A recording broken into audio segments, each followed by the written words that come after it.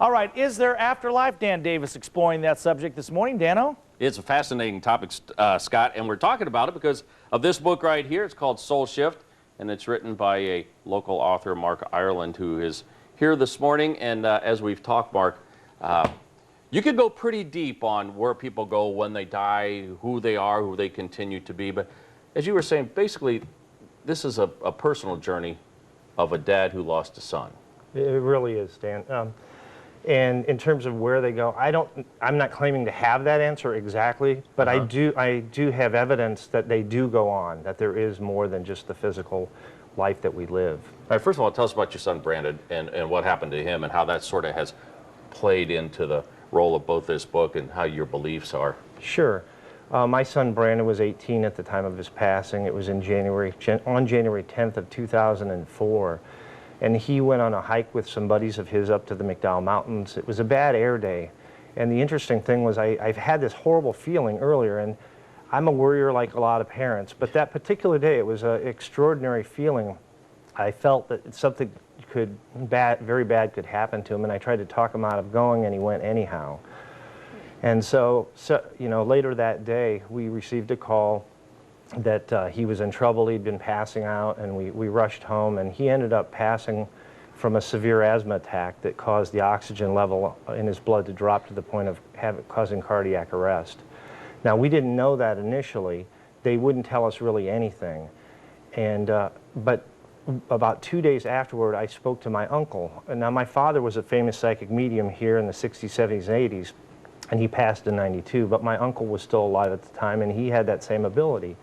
And I contacted him, and he shared with me a message that my father had come to him about a day and a half, 2 days after this, and shared that he was there to meet my son when he crossed, and that, now this is kind of a thing that we'd like to hear, but it's that we were the best parents he ever could have had. But what he gave me in addition to that was the cause of death, and he said, your dad said that Brandon or his death was caused by a lack of oxygen that caused his heart to fail. And it was about a week later that I talked to the autopsy physician who confirmed that exactly.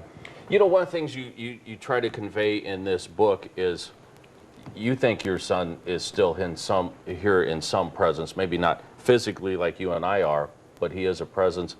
Is that something that a lot of parents, a lot of children need to be looking at because they may not necessarily see? And how do you even justify telling people that your son Brandon is still here? Well, it's through experiences that I've had, both with things like I was telling you before the excerpt, where my wife had felt my son's presence and actually seen him as a shadow figure out of her peripheral vision. And then confirming that the very next day, another friend called us describing an almost identical scenario where he felt this presence and saw a shadow figure out of his peripheral vision. Then I met with 4 top mediums from around the world and got affirmations that were very specific.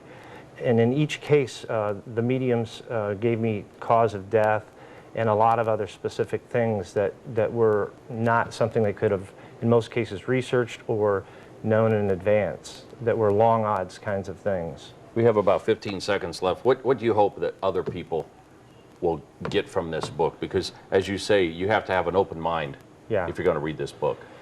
It's a book that will bring healing to people who have lost someone they love. And I've seen that time and again with people who have lost children or spouses. And really that's my goal, is to help other people who have been through the pain I've been through. All right, I'll tell you what, we can all use some help when it comes to that. So thank you very much, Mark. We appreciate it. You're very welcome. Are you going to be anywhere today with your book, or where can we get this? Well, first off, I'll be at Changing Hands for a signing on Wednesday at 7 p.m. They're great people. Yeah, and the book is available in all the Barnes & Nobles around town, and nationally for that matter, and it's online at Amazon.com or any of the online players. But to see you in person, Wednesday night at Changing Hands. Exactly, 7 p.m. All right, thanks Mark. Again. All right, Scotty, it's a fascinating topic. I tell you what, you can talk a long time on this one. You really can. I believe. Absolutely. Yeah.